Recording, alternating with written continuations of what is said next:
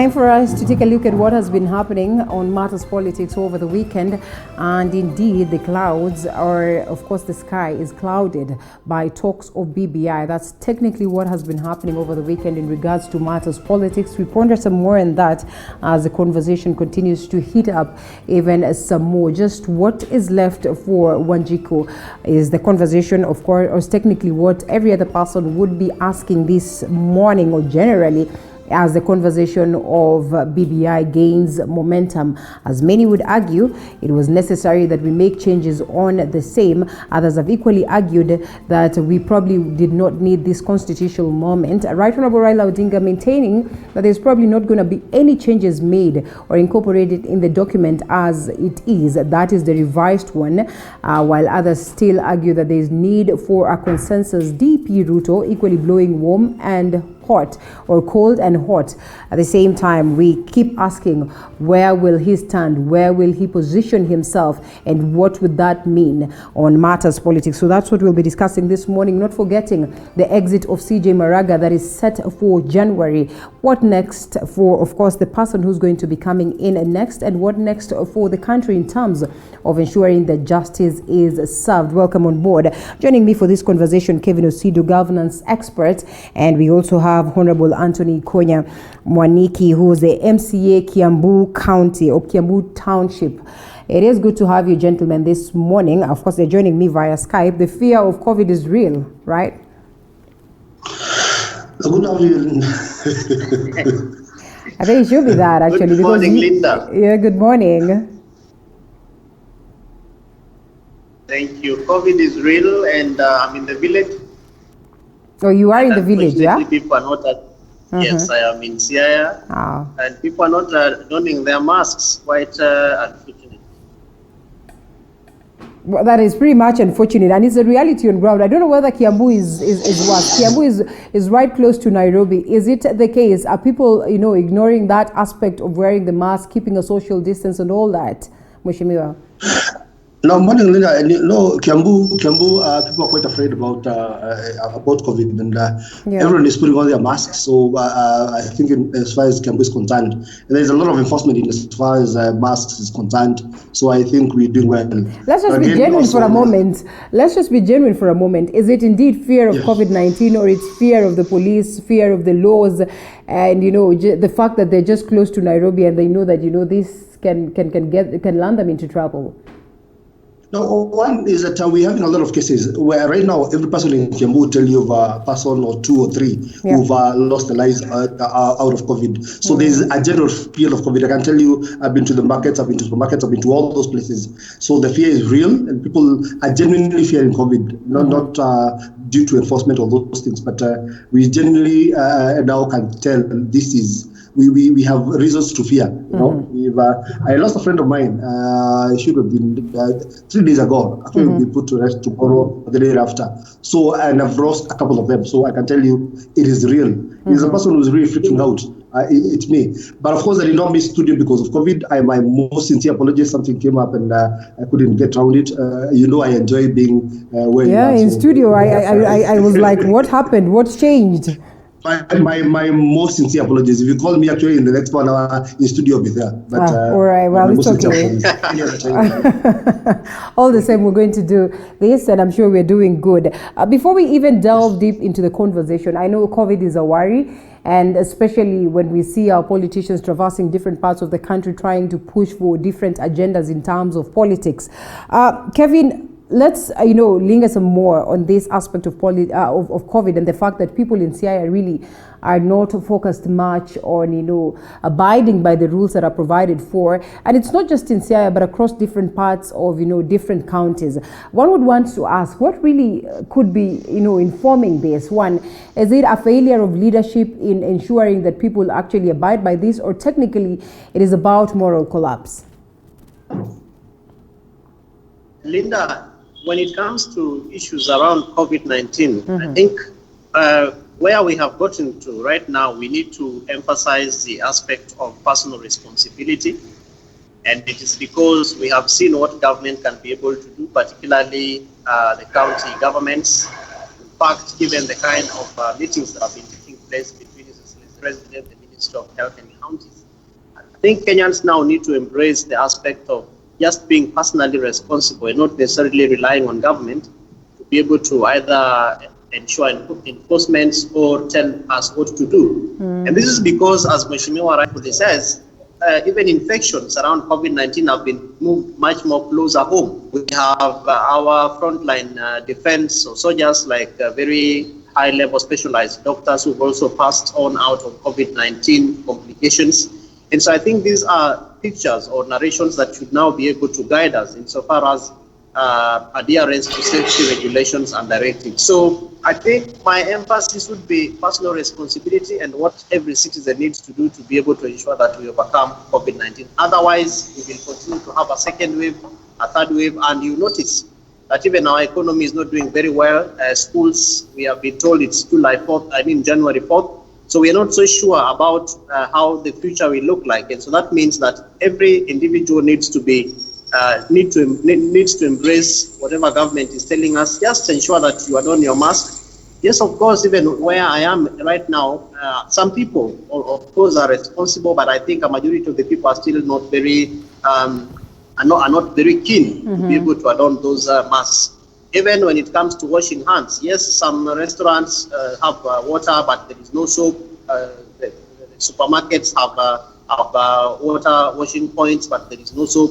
Until when you ask them, "Nasabuni iko wapi?" then that's when they remember, oh, inafaa tuoshe na sabuni na. So I think maybe the county governments need to ensure some enforcement, which I think the national government has also brought out some safety directives so far as enforcement is concerned. But I think we need to just look at it as a personal responsibility and ensure that we partner and collaborate with the government to be able to overcome COVID-19. All right, and here we are, and politics is gaining momentum. That is politics of the BBI. I ask myself whether indeed these leaders are conscious on ensuring that they are able to go by what it is that the Ministry of Health has given us directives. Well, from what we've seen over the weekend, a majority of them traversing different parts of the country, you know, setting up sessions where they discuss matters BBI, some of them pushing for the same, others going against the same. I would love for you to react to that, but of course, before we get into it, let's have this clip that is going to guide us into the discussion. Which they told us was a people's initiative, and we contest that because a people's initiative, by the very phrasing, people's initiative, cannot come from the state, cannot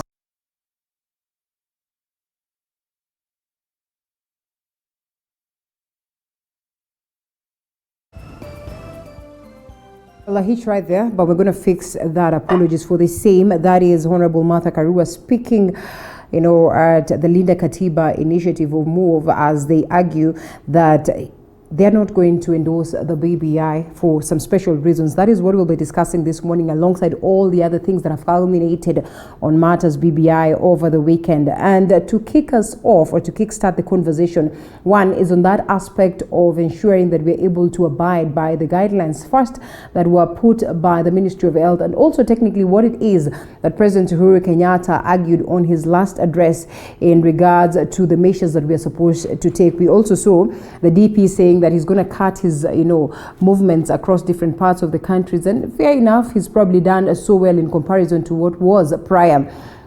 Honorable Likonya, do you suppose then that the leaders for a moment have forgotten what it is that they're supposed to do, or they are just within the lines that were dictated?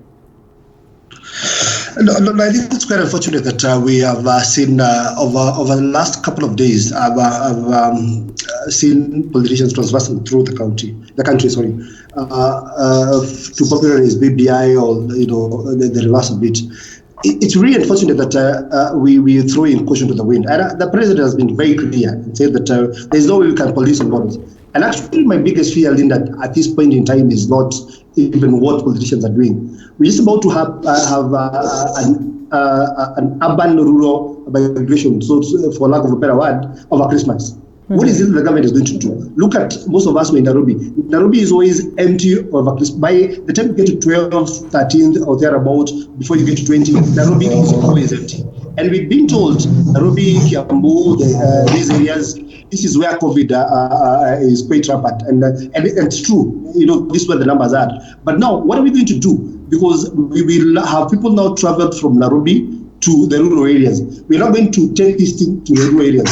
So I think the government now needs to, this is not even about politicians, and it's no longer a joke now, so we need to think around that. Now that Christmas is coming, everybody will be traveling from one part of the country to the other part of the country. What is going to happen? Our elderly people in the village, our mothers and fathers in the village, and our sisters back in the village, we will take this disease to them. So what is it that the government is going to do? So I think they need to be, the Ministry of Health needs to think around that issue and see what as a country we're supposed to do, because this is not even about BBI, it's not about politics, is a real issue that needs to be discussed, and it's going to be really tough. So I don't know what the government will be doing. Yeah. I would even I would rather lock down our counties, when we get close to counties. Let people stay where they are for Christmas. Because if we don't do that, it's going to be very serious. All right, and speaking of which, we saw what happened yesterday. Different leaders, and actually over the weekend, going to these different parts, first of all, to endorse that aspect of the BBI, and also to officially launch, the signature process in different counties. That is Western Region. We saw what was happening in at the coast and different parts of the country. And here in Nairobi too, we also had sessions of course, the proponents of the BBI pushing for the same. Coming to you, Osido, what is happening in Siaya in terms of, that endorsement of the BBI, or, that conversation that revolves around the process? Before I came to Siaya, I was in Nakuru, I went to Migori, I went to Kisii, then I passed through Homa Bay and Kisumu, and then Siaya. Mixed reactions, but I think of much concern, people are asking for the copies of the document, and especially given the fact that now the signature collection drive has begun, and the kind of strategy that has been put in place to ensure that people are signing, I think is interesting, because what I've seen happening is that people are being asked to sign from within their organized networks at the grassroots, which I think is a positive thing from the BBI process. In some areas, we have noted some coercion where people are probably being pushed, without necessarily being given the opportunity also to ask questions, which I don't think is a very positive venture. But I think when you talk about this particular region, then people are much more positive about what they expect from the BBI process. In Nakuru, I had an opportunity to speak to some young people, particularly border riders, and also yesterday after church. And people are still waiting for the copies of the document, which I think the proponents of the BBI process need to be very clear about what that means. And remember that later, of much concern are three things from where I sit. One is, what is a constitutional bill that has been proposed by the BBI? Because that is really what is going to send people to a referendum. It's not per se the entire BBI report, but of course, when we look at the second thing, which is the report itself, what does it portend? What does it portend for the future of the citizens, and then why should they be seen to be signing for it? Then the third thing is public participation, which I think is a very critical hallmark of our constitution, and it is therefore very important that citizens are given the opportunity to participate. From what I have seen, people are eager to be able to understand what the report really is. Unfortunately, Linda, from our initial conversation, the political class have more or less taken this whole process, and they're making it like a contest between the former Prime Minister Raila Odinga and the President against the Deputy President, who has also been seen to be opposing the report. So I think that the proponents of the BBI will have to be very clear around dealing with many different areas, or other avenues, to be able to ensure that citizens clearly understand what this report is. We need to ensure that we have copies out there, and that we use the different national government administrative offices or opportunities to be able to ensure that then integrating with the citizens, particularly those who will be required to vote when we call for a referendum. Linda. Is there much time to push for civic education before we even come to, the significance of this in comparison to 2022 politics? Ikonya, do you suppose that indeed there is need, in as much as maybe you can distribute these copies across, and nowadays we say, thanks to technology, that most of the Kenyans are able to access some of these documents or some of these, to access this report. So do you suppose that there's need to have more push on matters civic education, and is there, the time for us to be able to do that?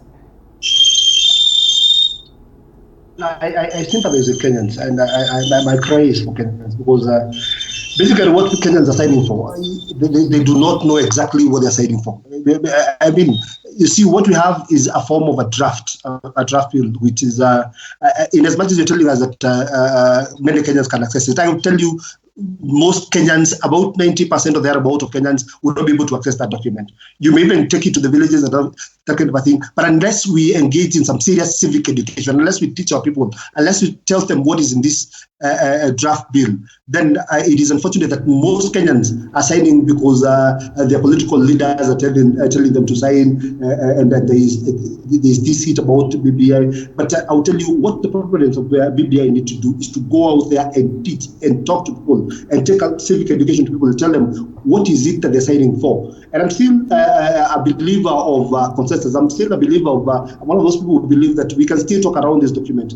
We saw the DP last week tweet of one of the good clauses in BBI. I will also tell you that from where I sit, and I'm reliably informed, that we will also be tweeting around those things that is still things are contentious and we need to discuss. So I think what we need to do is to go to the people, let's talk to the people, let's engage them, let's teach them, let there be civic education before we even now encourage people to sign. Because I remember Linda was with you on Wednesday in studio. That was the day that the signature launch was bound to happen. And remember that evening and the following day, all the governors, all the MPs, everybody, the proponents of BBI, were also there, launching out the signatures and whatever. But I never had at any instant, any governor, for example, my governor in Kiambu, Governor Nyoro, launched the signature thing. But I never had him talk about BBI. I never had him tell the people. The reason why I want you to sign is because 1, 2, 3, 4 things. This is how this document is going to help Kiambu. This is how this document is going to help our farmers. This is, and Kiambu is a farming area. This is what is going to help our industries and what have you. I have not had people talk about the document. I've already seen people say we are getting into some sort of a train, and the train has left the station, blah, blah, all those things. But I think it is important we engage our people on issues, not on some media campaign. And I told you, Linda, the other day, is that BBI, for some people, is supposed to revamp them and take them back into the political space because they've lost popularity or that kind of thing. So there are people who want to use BBI, and that's why we have sessional politicians who are wishing that we'll have a fashion that is saying no, so that we get into a context. So which I think is not right. I think we need to discuss issues and see what is good for this country. All right. Speaking of consensus, are the proponents of the BBI, the key for that matter, the key proponent, that is Right Honorable Raila Odinga, argues that, we might as well forget about making more changes on this particular document, which many have argued probably is something that is necessary, because if we're talking about changing, there are very many people who are presenting their proposals, and all these proposals cannot be incorporated. Why do we still have leaders or still have other people who argue that indeed consensus is necessary? Coming to you, Osido, the likes of indeed, you've seen Anthony Ikonya also for the idea that we probably need to have a consensus and have a conversation revolving around this document. That would mean making changes. And we all acknowledge that the Constitution is a live document. Why is it that people are not being patient to wait for another moment where this conversation can arise? Linda, we have had this conversation with you before. And we have agreed that you cannot organize a party and organize and make an announcement and highlight broadcast your party, and then people who are supposed to be actively involved are just standing by the fence and they are waiting. So they're just asking, how much salt do you want to put? Why are you not, consulting us? Until when you prepare the meal and it is ready for eating, then they begin to ask, why didn't you consult us when you are eating? You didn't ask us how many visitors. That is what we are seeing. What Kenyans need to do, because this country from our political history is very clear. As the Swahili say, pahali wawili wakipigana ni nyasi ndio humia. And our political leaders have learned how Kenyans how we play our politics as a people. They have decided to chart the path. And you see, when the politics is taking place, it also affects the entire sphere of our lives, the economic, even the spiritual, because sometimes we can't go to churches, even the social, because we cannot relate effectively as neighbors. So what this therefore means is that Kenyans need to look at the low-lying fruits from the BBI report, because the political class will have their day, they will have their say. Right. Kenyans will not be able to stop them. However much we shout, however much we say amend the constitution, tekeleza katiba and all that, these people will do what they want to do, when they want to do it, and how they want to do it. What Kenyans, in my view, need to do is to ask ourselves, how do we take advantage of this particular process to be able to make this country a better place? Now, the BBI process has provided that opportunity. We must not leave this process to the political class. If we make that mistake, then what we are seeing happening right now will spiral over into the 2022 elections, and then we'll be taken through another 5 years, because this has been 5 years. You know, the former Prime Minister swore in himself. He said he's the people's president, and things were not going on very well. Yeah. Kenyans wanted, some parts of the country wanted to secede. The country was split into 50-50, right in the middle. How do we therefore take advantage of this particular process, including the people who are calling for tekeleza katiba, for whom I agree with, but how do we then ensure that we are moving together as a people? Because there is never going to be a day when we will have a consensus on anything, even in families. There is a time when some people prefer eating chapatis, others are calling for ugali, others are calling for rice. It is not possible. Okay. That you will have a scenario where everybody is saying, I want ugali, I want ugali, I want ugali. In 30 seconds before I let go of you and come to Ikonya, what do you make of the DP's talk on this one? The deputy president should stop being hypocritical. I think he said there are things which were not clear in the report, and there was a meeting that took place between him and the president, His Excellency the President, and we have seen him tweeting and said yes, including his lieutenants. They have said yes, now we are comfortable. The things that we wanted to put in the report have now been put in the report. Let him get into the bandwagon of those who are for the BBI process and help the president to push this country to be able to have a legacy of unity, because that is what the president has said that he is championing for BBI report. So I want to request his deputy to come in and help the city as for what benefits accrue for them through the BBI report. Okay, is this an evident nod, Ikonya, from the DP and his allies? And when you look at that, people have argued that probably it's because he's under pressure or something of the sort, or people are just reading too much into his statements. No one is not under pressure from anyone or anything, but I must appreciate that. The reason why I told you that we need to have a consensus around this document is because you remember what was launched in Kisii and what we have today. There's been a lot of changes, and we witnessed that on Wednesday. I was with you in the morning, and we never knew exactly what we're going to have as a document. But I've seen the document, and there's quite a lot of changes based on there's so many proposals that Kenyans had put across, including the function of the DP. So I want to believe that the DP is not under any pressure, or what he's simply saying is, and what the DP is trying to avoid is a contest, is a yes-no contest. It's been very clear of this, and I've told you this before, that we have people who want us to have a contest between yes and no. We have people who want to get into the political wagon as early as now, not necessarily because of BBI, but because of the political interest. They want to measure and see what is our popularity, where are we in the heart of Kenya. So I think that is where we're losing this whole thing, and that is why I keep telling you, Linda, that we need to have a conversation around real issues. Let's look at what affects Kenyans. in as much as my brother Kevin says that we'll never agree on anything, which is very true, including in our family setup. You will never agree on whether all of you want rice or ugali, that kind of thing. I quite agree. But you can largely agree on issues when you have a document that is largely acceptable. Because I can tell you, the only teething things around these things are very, very minimal as opposed to what we had last week before the draft bill.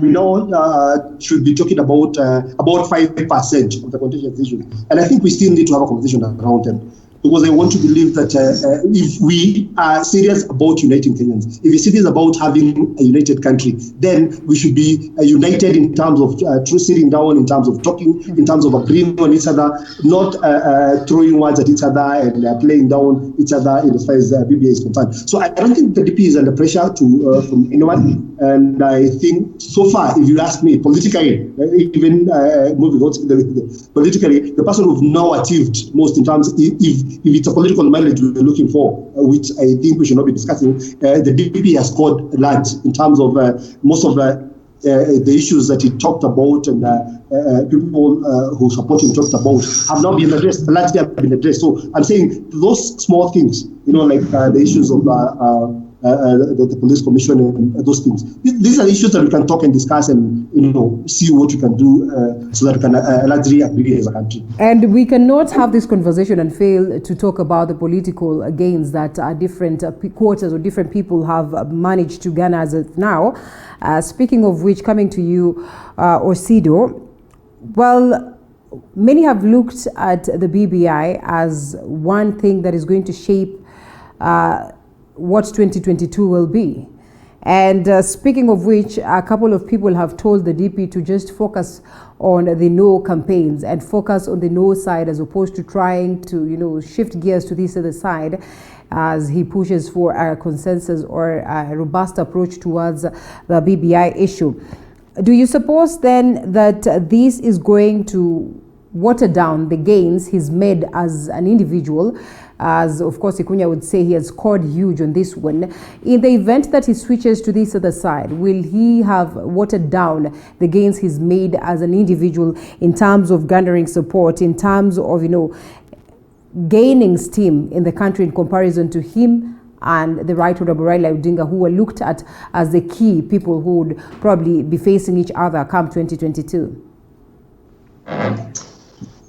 Linda, difficult to talk about the former Prime Minister because he hasn't publicly declared that he wants to run for office. But I think that from the Deputy President's perspective, and this is a gentleman, and as you rightfully said, actually their strengths in terms of political strengths are much more almost equal. Though Raila's is a little bit of on a higher side because of the kind of psychopathy that he also enjoys. Okay.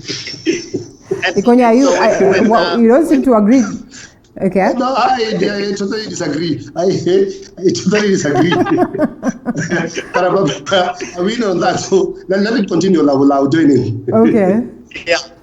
So when it comes to 2022, I think the DP is very clear about the path that he has taken. And right from the time when the BBI process was launched, he already said that that is not for this particular process. We have also seen him sometimes missing the president's functions where the BBI report is a center of focus. We have also seen him more or less look at his reactions when it comes to his comments around the BBI process. So the Deputy President and his people, his team, are aware about the kind of strategy that they are putting together for his quest, for his 2022 quest. And whether the BBI process will be able to guarantee him what he's looking for, I think partly is because of now the essence, or rather the reaction around a non-contested referendum. If you went and sat with the people who are around the Deputy President, I don't think the call for a non-contested referendum is a true call. Because when you want to get into politics and you've already identified your opponent, you do not want to be seen to be playing on the same waters with your opponent. And so when if right from your question, if the former Prime Minister therefore is seen to be a top contender together with the Deputy President, it would be very difficult for the two to be swimming on the same boat right inside the same water. And that's because even the people who sit around him have said that this is the most likely contender, and we are looking forward to facing him on the battlefield of the 2022 contest. So it will be very interesting to, and probably we also might be interested to see the former Prime Minister and the Deputy President working together. Nobody knows, because this is siyasa. And in Kenya, a second for the political contest is such a long time. And so I think there are very close things that are taking place every day in our country, Linda, when it comes to the political contest against the BBI and also the 2022 elections. I think these are things that we'll be looking at very keenly to look at how they are panning out. I think for me, the most interesting thing would be, what is the place of the citizens when we talk about the politics, whether it's for BBI, whether it's for 2022, we must not be seen to be looking at the contest as one for the haves and the have-nots. And by saying haves, I mean the political class. And as I said at the beginning, they always get what they want. They chart the path, they whip Kenyans into it, and they always get what they want out of it. I think we now need to change the narrative and begin to ask ourselves, what's in it for the citizens of this country? How will the BBI process make it better? And that therefore means, Linda, that we move this BBI conversation from the issues around the presidency, the prime minister, basically a conversation outside the spaces of political power, and begin to look at service delivery content and mean. How will it change the lives of the Wanjikus on the ground? The place in political parties, because political parties are going to be the ones to be saying how nominations are done. How can we be able to motivate citizens to now join those political parties so that they have a higher hand in making decisions? Those who are against this BBI report have made it as a conversation around just 5 positions, which I don't think is supposed to be what the BBI report is. Let's move this conversation from the political class. Let's remove it away from the 2022 contest. Let's remove it away from the deputy president. Let's remove it away from the former prime minister and take it at the center and at the doorstep of the common citizen. Then that way, people will feel comfortable to even champion for this report, because as it is right now, I don't think the common citizens are championing for the report, and that is because it has been put side by side with the 2022 elections, for which I don't think should be the center and the focus of the contest that we are at right now. And Linda, it is because we are also fighting COVID-19. It is because Kenyans are asking for food. It is because Kenyans are asking for employment. Many young people out there do not have jobs. A lot of the youth have also been sent home because of COVID-19. Let's move this conversation from just Raila and Uhuru and Bwana Ruto, and take it to the center of where the crust of the issues that affect Kenyans are. That way we'll then be able to even have very conversations around consensus and how to move the country forward. One would argue that it's almost quite a tight thing to do that, because all our eyes are set on the political players, and of course to see what it is that they will decide in regards to this, especially the key proponents for that, or the key figures that we're talking about, the key figures that you're saying that we should run away from, the likes of Right Honorable Raila Odinga and the DP. As you come in to respond to this, key things about how this document is going to address the issues of, Wanjiku. One of the main reasons why there was this conversation is because it's courtesy of the handshake, which was meant to ensure that we enjoy peace as a people. And the BBI equally is one document that has been looked at as a document that would come address the issues of peace and, guarantee the people of Kenya that, aspect of, unity and, coexistence, in peace and all that. How does the BBI, in your own opinion, Ikonya, come in handy towards, acting as a unifying tool, as many would have expected? Thank you, Linda. I want to, first of all, respond to my friend, Kelvin, who indicated that Raila would be ahead in terms of numbers due to psychophancy. I want to believe that he's not a sycophant. Number one, I want to believe that he's not one of the sycophants. Okay. No. But that is our fact. It's me. So let me associate this. Okay. I think where we're going wrong and where the rate of passions goes wrong every time is because, to me, I don't tell people life is about results. You need to show results for what you do. Raila has flopped in a couple of elections due to one thing, that he has had the same narrative all through. All right. Look at what the DP is doing. DP has come up with a narrative that is non-tribal. When you talk about hustling is something that cuts across board. So I want to believe that he is more popular in the sense that he has come up with a narrative that is non-tribal. But let's move away from that. I largely agree with what Kevin is saying, that we need to shift this conversation and debate from our leaders and political leaders into us, the people, into the common mwananchi and discuss and have issues that affect us as a people and ask ourselves, for example, is it a priority that we do a 14 billion referendum right now? What is it that we need to do for? We're in the middle of a pandemic which is really ravaging all of us. We're in the middle of an economic crisis. We are now borrowing money to pay money. And it's really serious. What we're now being told and treated to is that in January, we're now getting back from the 14% to 16% VAT. We are getting back from 25% to 30%, in terms of, those tax reliefs that we had sometimes in March and when COVID weighed in on us. So we're getting back to where we were, whereas Kenyans have lost jobs, whereas Kenyans are not able to sustain themselves, even putting food on the table. So the conversation we need to have is a conversation that is centered around people, where people should be asking themselves. And we need to have as many Kamukunjis as possible around cities, around villages, people, commoners asking themselves, what is it that this BBI thing, what is it that is going to help us with? For example, but are we not getting confused here? Are we not confusing the common mwananchi here when we talk of a scenario where we say that we probably are not at that constitutional moment as a people? We do not need a constitutional amendment process as it now when we're struggling with all the mentioned. But again, on the other hand, we're talking about the aspect of consensus. I mean, just what is not happening here? Is it an acknowledgement when we talk about consensus that, again, there's plenty of money that can actually help us go for a referendum or help us go through this process of the BBI? Do you know what consensus will do? If we agree, we will save a lot of money. Okay. We need not to go into any campaign to popularize anything if we agree. Right? Mm-hmm. So that is going to save us a lot of money. But if in an event that doesn't happen, the question that we should be asking ourselves is, how is it that we're going to cushion Kenyans? How is it that we're going to take Kenyans back into a business and have Kenyans put something in their pocket every day and are able to put bread on the table every day? I think that should be the conversation. You know what Kevin alluded to is that we need to shift this conversation. I always told you that from people, from political leaders, because political leaders will come in with their interests. I'll tell you, I'm a politician. I'll tell you, if given an opportunity, I would sneak in an amendment that is probably going to favor me in the next election and that kind of thing. But that's not where the conversation ought to be. And I've always told you, we need to get our serious leaders in the villages, our church leaders, those people, elders that we respect. Those are the people who should be championing this discussion towards what should benefit people, as opposed to politicians. So, Linda, I am a firm believer that we can go somewhere as a country if we all agree and we can sit down. And this has given us an opportunity. But I will take you back to Wednesday and tell you, I want to now believe that largely, as Mwati did mention, is that what we have here is a love letter between two individuals, and all of us are playing into that game.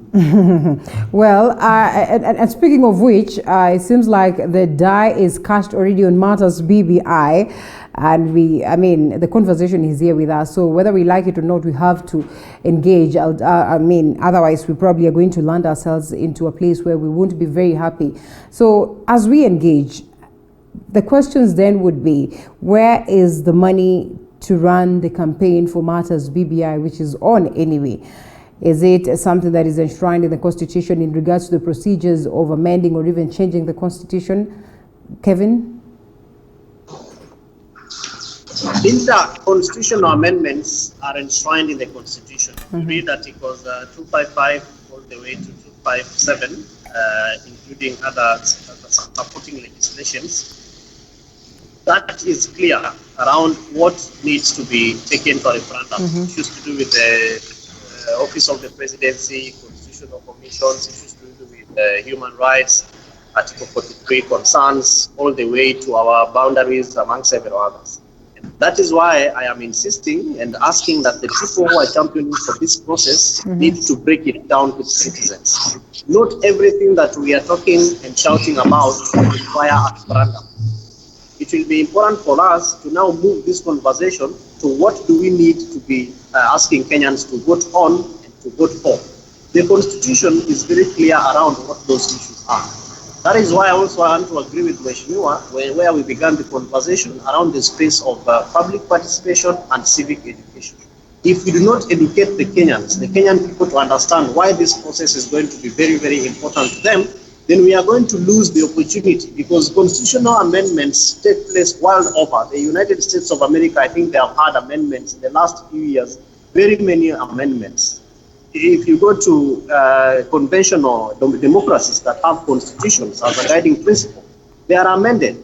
But most of those are never as antagonistic as the Kenyan case. Our Kenyan case, as I said, Linda, is because of our political history, where the people who wield the power are the ones who also determine who gets what, when they get it, and how they get it, including where we are coming from. Before the devolution, we used to have the president saying which roads are going to be constructed, which locations are going to have good water.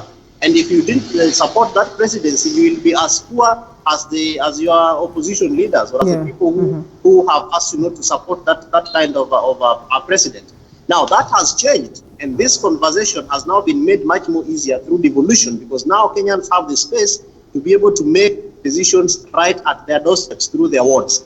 We need to look at how do we then, whether we need a referendum now or not, and what are these issues that Kenyans really will be required.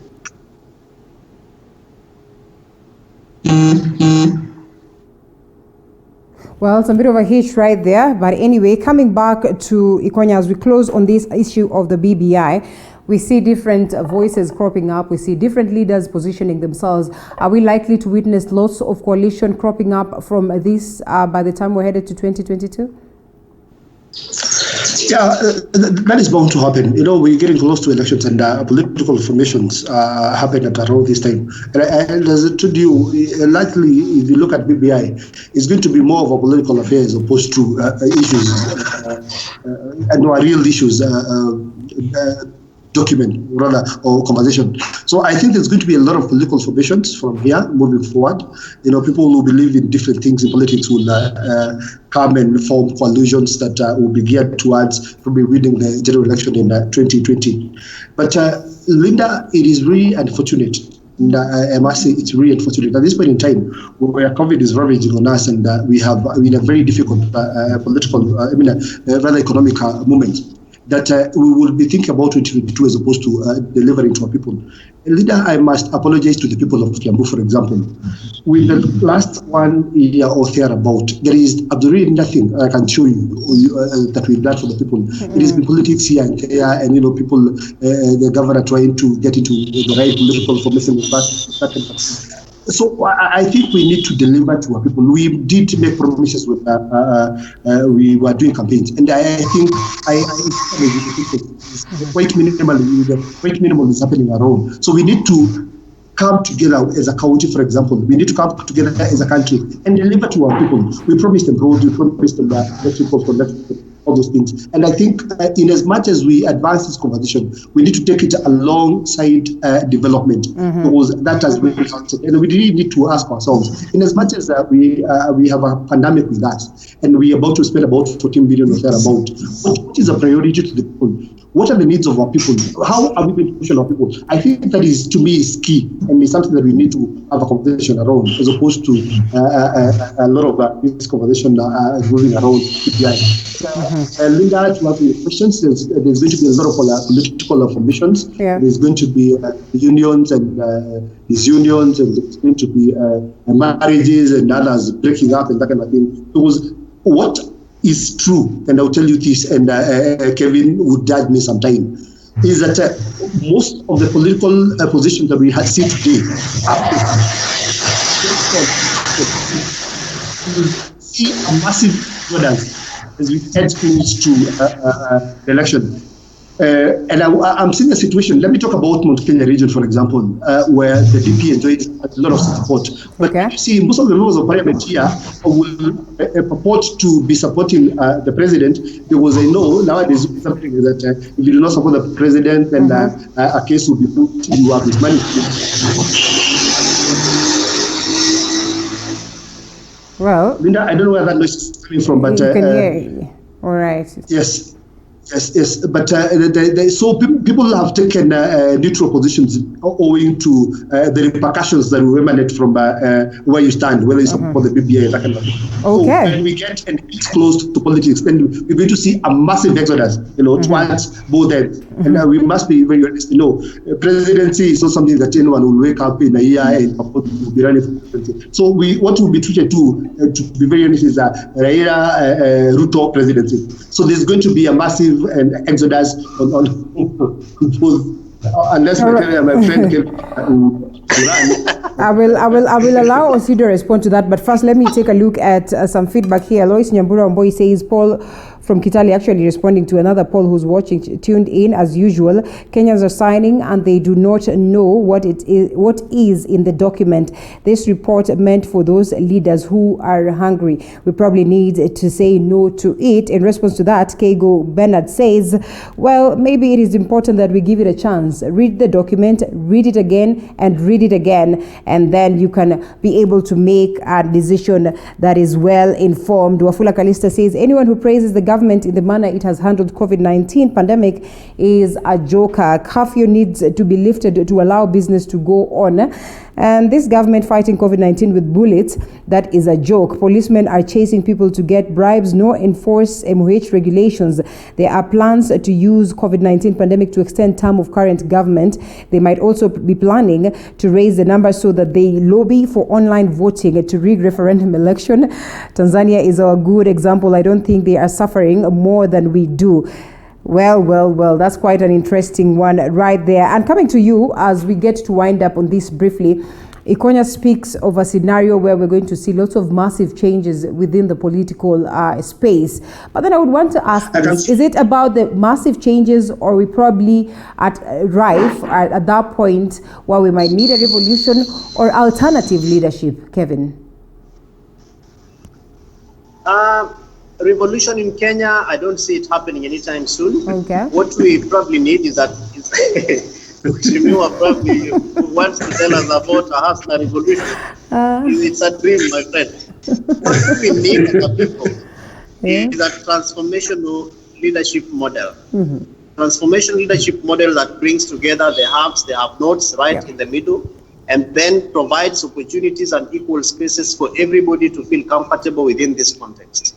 What we have right now is not what probably will safeguard even the president's legacy, because even issues like the Big Four, they are not working on the ground.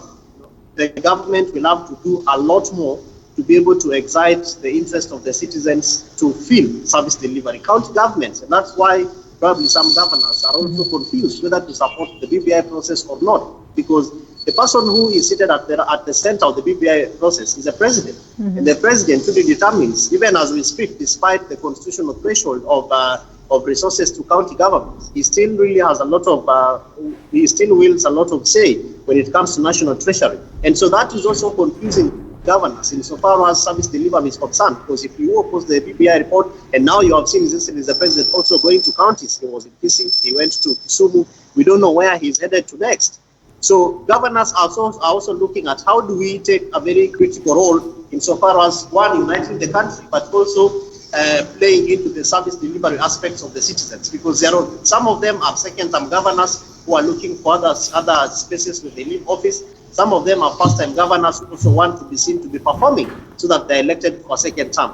What therefore we need to do is to ask ourselves, how can we be able to identify this transformational leader who is going to deliver the interest of the citizens? Revolutions in Kenya, not just in Kenya, but world over, they are very interesting when they are happening.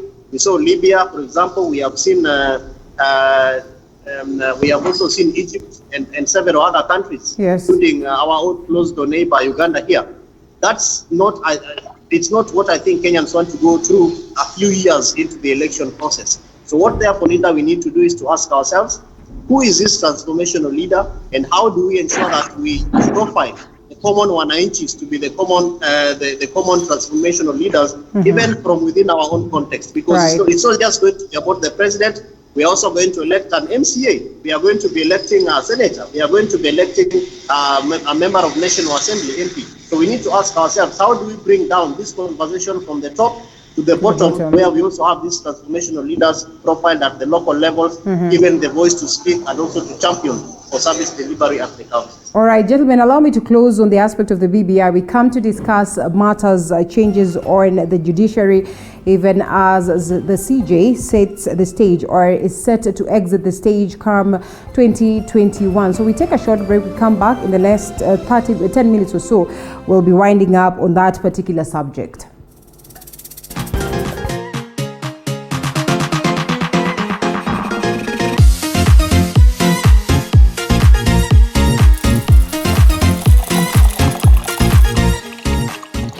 Weekend of politics, and still with me this morning is Kevin Osido, who's a governance expert, and Anthony Ikonya, who's a member of County Assembly Kiambu Township Ward. Still good to have you, gentlemen.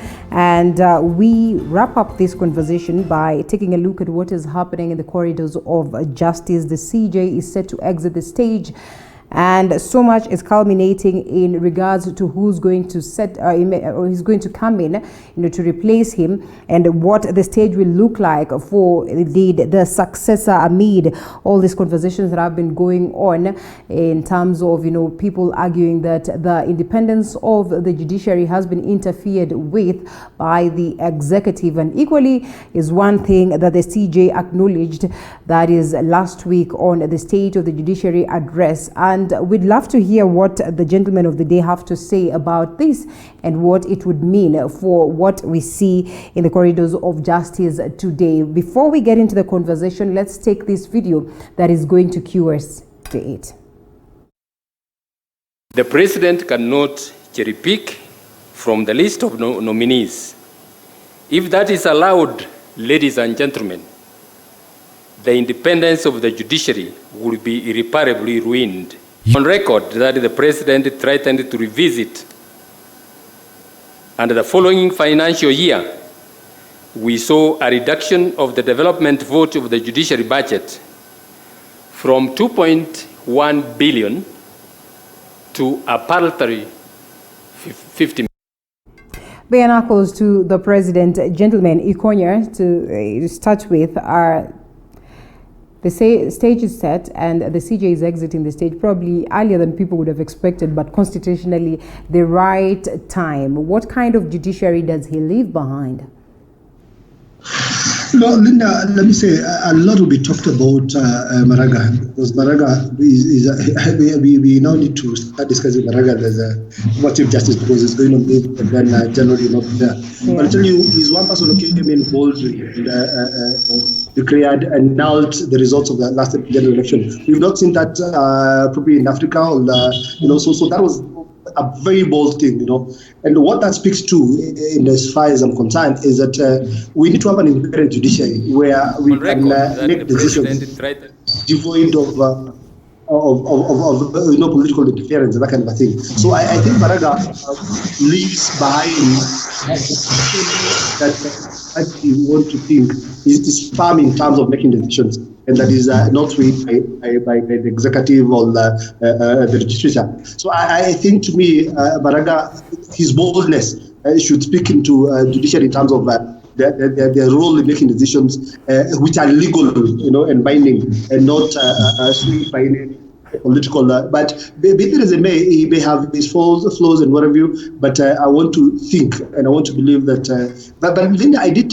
We had this conversation some time back, and I told you we need to revisit our laws, because what should be happening is that we should not have the Chief Justice exit the seat and leave nobody.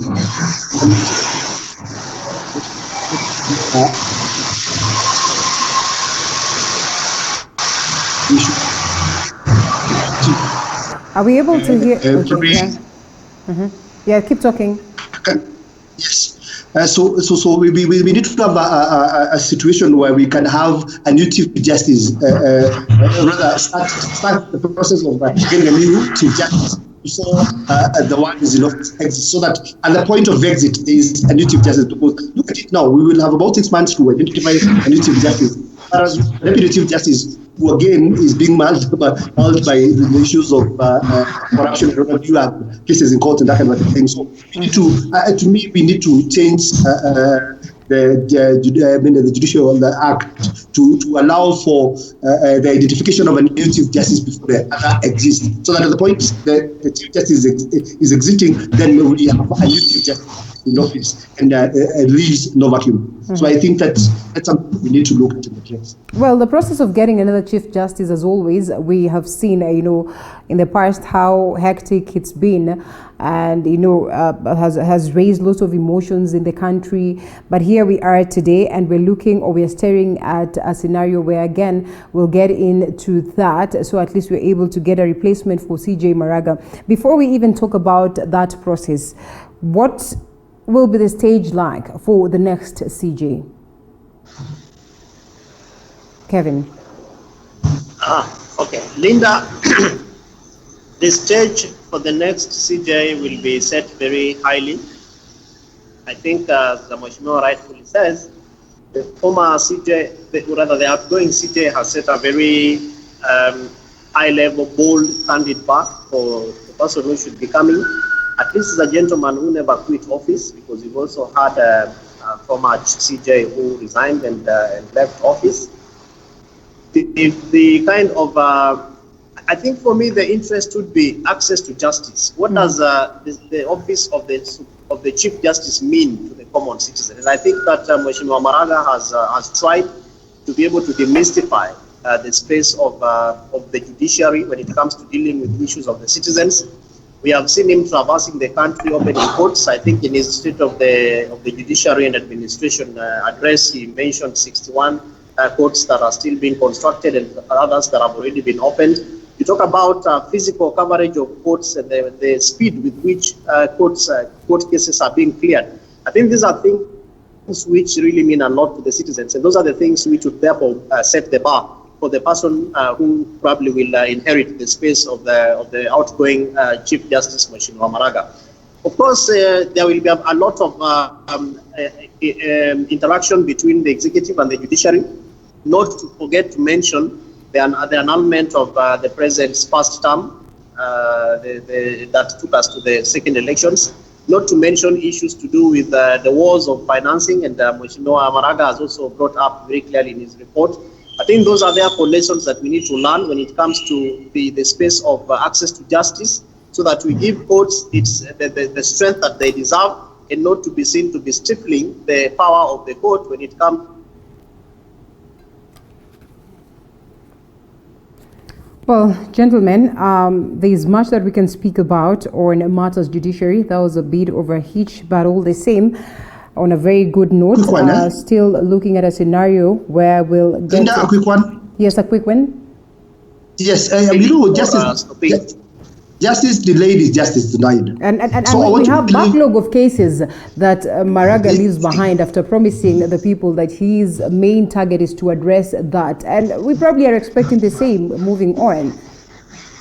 Yes, so basically that's what I'm saying. That justice delayed is justice denied. And we've had people, I've talked to people who've had cases delayed court for way too long.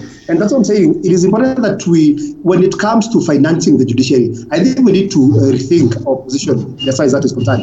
We need to give enough money to the judiciary. We need to have as many courts set up. We need to have technology enhanced, that we can even prosecute cases at the comfort of our houses, mostly civil cases, that kind of thing. So I think we really need to come in and give judiciary money that it deserves, as Maraga alluded to, as my friend Kelvin also alluded to, that we need to empower the judiciary. We need to give them enough money and space to allow them to do their work, so that we're able to prosecute cases within the shortest time possible. We have people who have land issues, land that have been developed and probably so many things come up. But those cases are still lying in court. So I'm saying, as we normally say, that justice delayed is justice denied. The only thing that we can do as a country is to make sure that we give as much as we can, to the judiciary, and empower them, and then give them their space, and then develop them technologically.